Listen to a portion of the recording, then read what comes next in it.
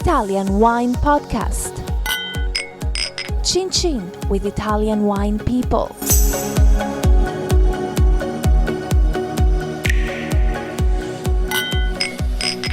This podcast is brought to you by Native Grape Odyssey.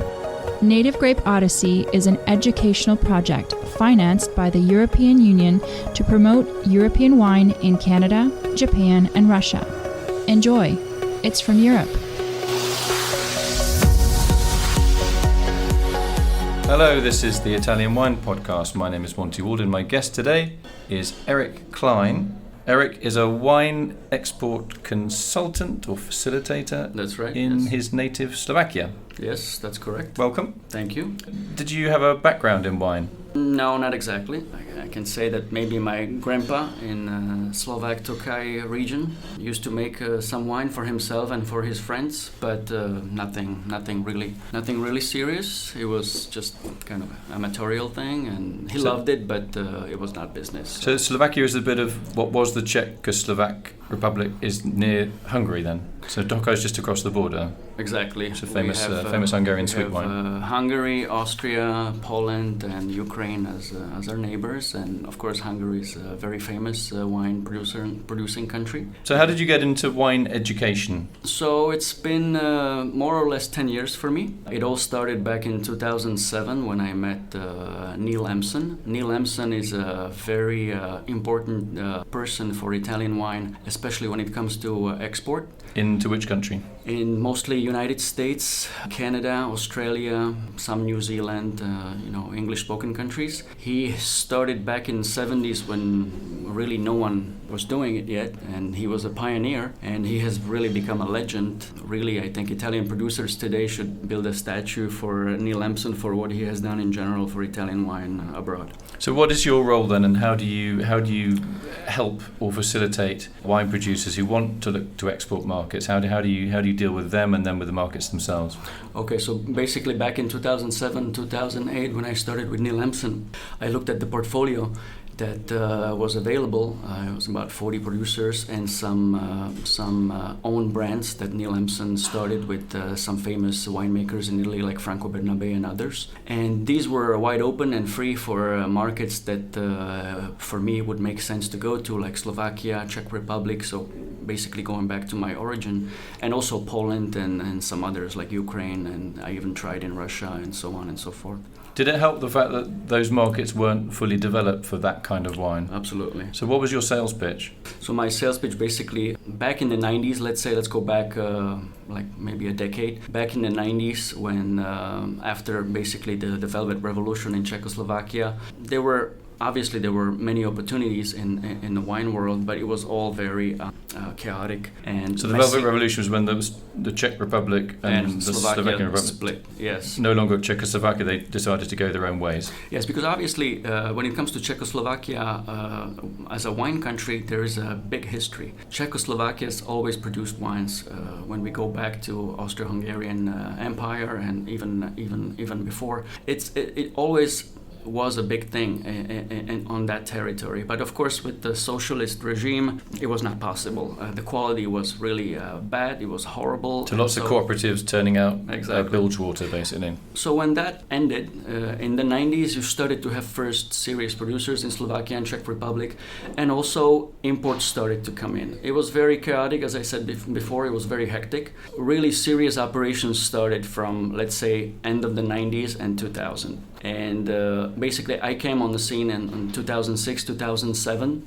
And what I saw was a big opportunity for wines, let's call them interesting quality-price ratio. So that's what I focused on. That's what Neil Empson is really strong at. So I took that portfolio, the available producers free producers for those markets, and also his own brands like wines like Monte Antico, Bolini, and others, not really famous in Europe, but huge in the United States. And I started to propose these wines in Central and Eastern European markets. Were these wines for retail or were they for the on-trade? They were mostly for retail, but they could also as I said before, not really developed markets, Slovakia, Czech Republic, Poland, those years. So you could target wine like Monte Antico, which is one of the best-selling Super Tuscans in the United States, let's say below $12. You could also try also on-trade and Horeca with those kind of wines. What did people like about the wines, these Italian wines? Was it the flavor? Was it the kind of sexy Italian kind of Mediterranean thing? Well,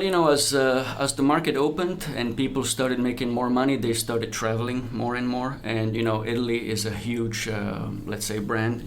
Italy is a huge magnet. Italy is beautiful culturally, gastronomy, and people started discovering wines, and they started bringing those wines to their country. Some of them even tried to market them, to import them. Not always very successfully. As I said before, in the beginning it was quite hectic, but then you've started to have some serious players also in Slovakia and Czech Republic, like let's say Corner or Provino or Invino companies that started to have some interesting portfolios of Italian wines. In the beginning, of course, maybe wines like Pinot Grigio, Prosecco, Primitivo, and maybe Chianti, adding then later on wines like Brunello di Montalcino, Barolo.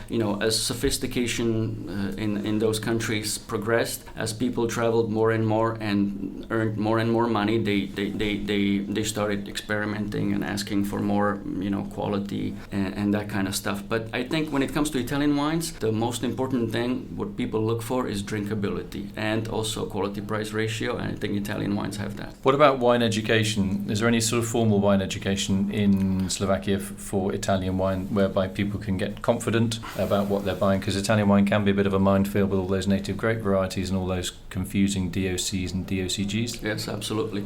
So when it comes to education, looking on markets that I go to with my proposals, I think there is some difference between Poland, Czech Republic, and Slovakia. I think Prague as a city, as a reality, is very advanced in this question. Why is that, though? I think it's because Prague is just one of the most beautiful, in my opinion, one of the most beautiful cities in the world, and it's very international, and you have a lot of expats there, Americans, Italians, even Russians nowadays. So there's a huge demand for quality and for diversity.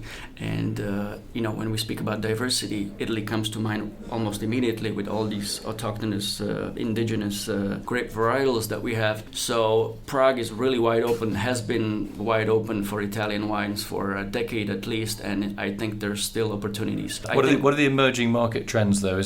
Are locals interested in varietally labelled wines? You mentioned Brunello, maybe Primitivo, that kind of thing, or do they get the idea of a blend, say Chianti Classico or Soave? Well, I think if we focus on retail only, it's, as I said before, it's probably only about those 4 or 5, maybe six types of wines. Mostly reds, because I don't know if I mentioned this before. Slovakia and Czech Republic, not many people know, but it's actually both of these countries are actually serious wine producers. And on a good vintage, on a good year, these wines are even delicious, especially whites, of course, but on a good year also reds. So there's a big demand for reds, for importing red wines, a little bit less so for whites. So what are the main grape varieties and local grape varieties that people drink? That's a very good question. So basically, when we speak about white wines, it's varietals like Rulanské šedé, which means Pinot Grigio, Pinot Gris, or Sauvignon, some Chardonnay, which are international varietals. But going to the territory, the Slovak and Czech territory, there is Veltliner, Grüner, there is Silvaner. Riesling is very popular, both Riesling Renano, so Riesling... the proper one. The proper one, yes, let's call it that. And also Riesling Italico, the Welsh Riesling, or now they call it Grashevina, very popular. So there's quite a few, actually. So you've got quite a mix of aromatic, fully aromatic or lightly aromatic local white varieties. Where would the Italian versions of that sit? Which varieties would you think could be fruitful? Okay, so as I said before, when it comes to, you mentioned whites? Yeah. Okay, so white wines from Italy, it's been a hard battle, basically, because... people want warming reds, is that it? You know what it is? In Slovakia and Czech Republic, people are obsessed with acidity, like really almost sick. It's they like really acidic they wines. really like acidic wines, and they like aromatic wines. I'm not saying aromatic varietals, but they really want those flavors like crispy and really fresh, Right, and sometimes even exaggerated flavors. If you're an English wine producer, you should listen to this, because if all else fails in England, you've got a market down there. But it's been changing, okay? It's been changing. And so, as I said before, Prosecco, Pinot Grigio, and Soave. Even if Soave wines have been damaged in the past, in the 90s, with these let's call them first cowboys that started their first wine operations, import operations in Slovakia, and they would bring huge quantities of Italian wines also in Slovakia. One thing is to share wines with your friends and maybe sell a few cases, but another story is setting up business and selling these wines and pallets of wines, and doing it with a little bit of strategy. So you would have these pallets of wines maybe stocked in not very proper way for years, and then they would be in difficulty, these guys, and they would need to sell really quick to get rid of these wines, and so they would damage. And Soave was one of those wines that was really damaged in the 90s, but okay, that's in the past, and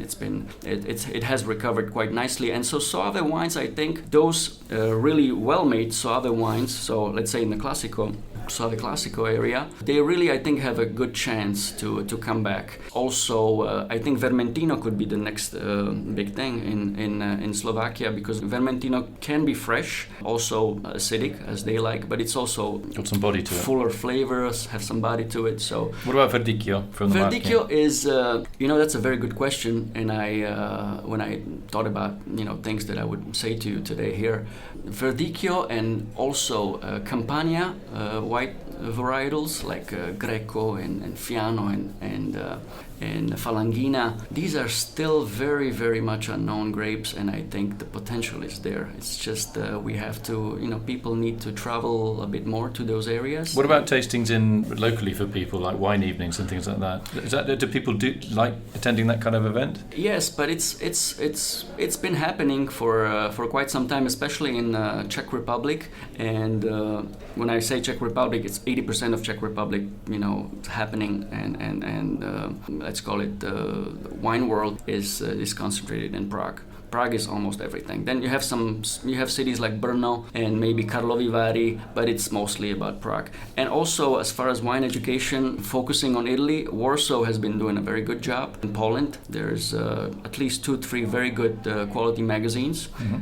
And very good sommelier schools. So they have world-class journalists, and so they've been doing a very good job.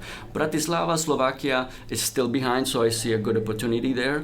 Things are changing; it's been improving, but you asked me about Verdicchio, and it's a very good case. Verdicchio should be on the market. You can probably find maybe 1-2 labels, but not more than that. So basically, what you're saying is there's a market for somebody like you. There's room for growth. Absolutely. And education and knowledge. Absolutely, and education. It's all about education. Education. I would stress this so much, and it all starts with these millennials, with the young generation that is very excited about learning new methods and discovering new wines, new labels. It starts with the Slovakian producers, of course. It starts with the Slovakian wine world. They really go deeper into it, but then they go to their clients and they explain all these little differences, and these clients then become more sophisticated themselves, and they start going also outside of that little Slovak world and asking for more Italian wines, more French wines, more Spanish wines. It's not only about Italian wines, of course, but this is to our advantage. As people get more sophisticated, as people try new things, taste new wines, they open, and when they open, that's when it happens. Great. So I want to say thanks to my guest today, Erik Klein, who is the Vinitaly International Ambassador for Slovakia, also a wine importer. Wish you every success with your educational. Thank you so much. With your educational initiatives and also with your wine import business. Yes, absolutely. Nice to meet you, Erik. Thanks a lot. Thank you so much. This podcast has been brought to you by Native Grape Odyssey, discovering the true essence of high-quality wine from Europe. Find out more on nativegrapeodyssey.eu. Enjoy. It's from Europe. Follow Italian Wine Podcast on Facebook and Instagram.